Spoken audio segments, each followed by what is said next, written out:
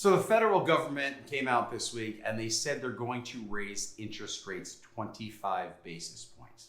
And it's going to happen 4 times this year, with the first time starting in March. And it'll be every other meeting. So it'll probably be March, July, September, and December. So how does that affect you and I? Because you and I use our own money in the market when we invest in stocks or options. So I don't really borrow money for the market, but let's talk about the people that do borrow money. Let's talk about the big money players, the institutions, the hedge funds, and big money in the market that control 80% of the stock market.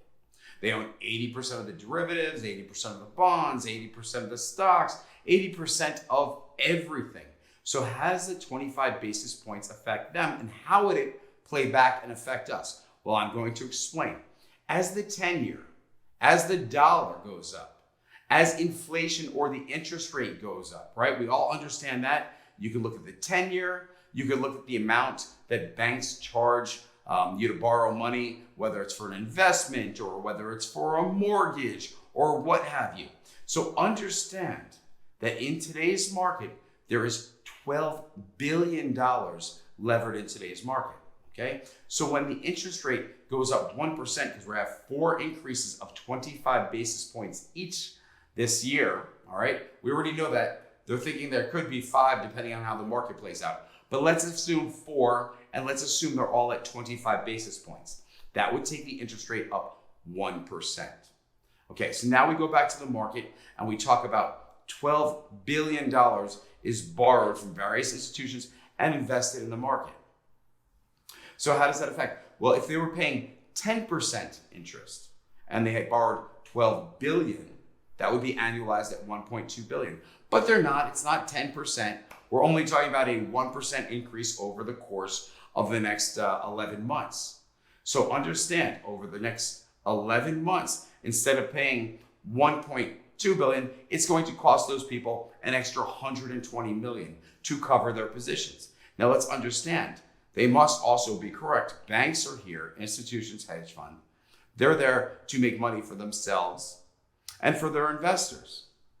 As far as the retail trader goes, they're not here for us. No way, no and how. Right? Analysts come out and they say, hey, Alibaba should be $180 stock, and then it goes down to 150. Then they come out and go, we still reiterate, we believe it's $180, and then it goes down to 120. At what point would they tell us the honest truth? Like, hey, it's 180. We think it's a real buy around 110. It could definitely go there if the markets get beat up. And what might influence the markets? Well, if the Fed comes out and he raises inflation or interest rates, if the 10-year spikes or the dollar goes up.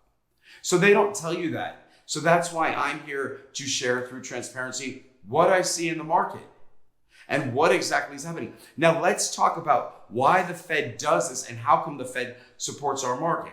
Because during the recession last year or 2 years ago in March of 2020, and the market threw up on itself, the Fed was buying assets to support or prop up the market, all right? Now the Fed says, okay, not only are we gonna raise interest rates, but our balance sheets are too high and we need to get rid of some items. Now, what does that mean to you and I?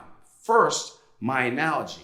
My analogy is going into this whole COVID thing, you had plenty of money, you had a job that paid well, you had 2 cars, 2 houses, a house and then a summer house, you've got some kids that go to private school or summer camp, whatever your position is. And some of you have different situations, obviously. But the point is, if I told you to lessen your assets, you would say, okay, I have 2 cars. Do I need both cars? Let's get rid of one of the cars. And I have 2 houses. I know we like to summer, but instead maybe we'll get an Airbnb for a couple of weeks or a month, or maybe we'll just go to Disney. Whatever the answer is, you don't need 2 houses. Oh, my kids are going to summer camp. It's expensive. Well, maybe they stay home for 4 weeks and we play tennis and basketball and I'll send them to camp for 4 weeks. Again, I'm lightening up my responsibilities, my liabilities, my assets. I'm taking my balance sheet down.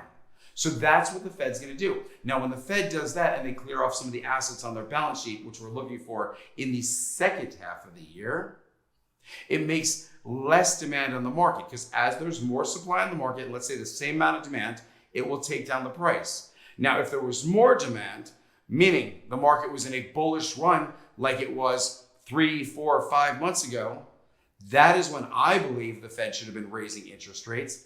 That is when I believe the Fed should have been tapering and selling some of their assets, because there was such demand for the market at the time that it would have counterbalanced. Now, when things happen, as you can see in the past week, you saw Monday's low in the market to Monday's high in the market where we finished, 1,000-point swing. Tuesday, from the low to the high on Tuesday, 800-point swing. Wednesday was reversed. Wednesday we started high, finished low. Thursday started high, finished low. So you would say there's no real direction on the market. There is direction. There are stocks that make sense. There are investments that make sense. However, when interest rates go up, the dollar goes up, it makes it more expensive to invest in our markets. So you'll take one of my other videos, maybe the one I shot like a week or two ago, and Roadblocks was $69, and I had my daughter over and she loves Roadblocks. And I said to her, what do you think, up or down? And she looked at it and I said, the size of the bars being red means outflow. She says, Daddy, more outflow than inflow, there isn't demand. All right, I said, how do you even know the word demand? But the great thing is, we said together, Roadblocks was going down.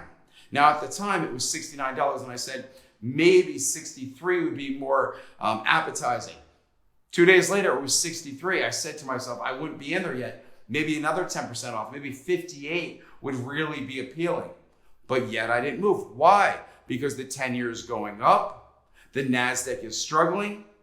So Roadblocks today was $55, bumped up to 59, back at 57. I don't know where it closed today, but I'm still not ready to jump on. If the market's more expensive to invest in, it makes stocks that do not have earnings. You always hear people talk about PE. What's the PE? You take the price of the stock, let's say it's $100, and they make $10 a share. You put 100 over 10, their PE is 10, okay? You have stocks, and understand banking stocks might have PEs anywhere from 8 to 18, something to that extent. Google, when Google was on its run a couple of years ago in 2020, its PE was like 4,000. I believe it's come down since. But still, now institutions, now hedge funds, now smart money, they're looking at PEs and they want to see something more reasonable. So you ask me, what's more reasonable for a tech stock? Okay, I would tell you, first, they must have earnings. If there's no PE, that means they have a price, they have no earnings, there's no PE. So I would be careful with those stocks, highly speculative.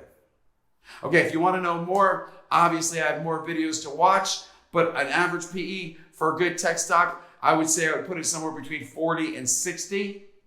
And you might want to check out Netflix, Apple, Google, see where those are, understand the range and what people are willing to pay. If people are willing to pay a 50 PE for Apple, for example, I'm just guessing at that, then they're probably willing to pay 50 PE for Google, Microsoft, other growth companies. Now, when you have a company that has less of an earning or is less solid than Apple, and then you're paying price per earnings, let's say it's like 400 or 500, you understand that it technically is going to take 10 times longer to get your money back, which is why they say it's more speculative. All right, if you understand, please give me a thumbs up and I'll see you guys real soon.